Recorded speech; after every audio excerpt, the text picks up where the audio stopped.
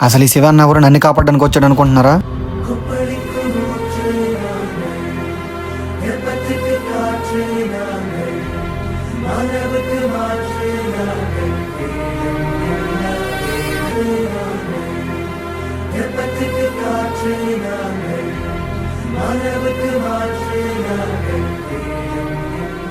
తనతో ఎప్పుడూ తోడుండే తన ప్రాణ స్నేహితుడు ఒక అమ్మాయిని గాఢంగా ప్రేమించడం వల్ల మా మామయ్య అతి క్రూరంగా చంపాడు.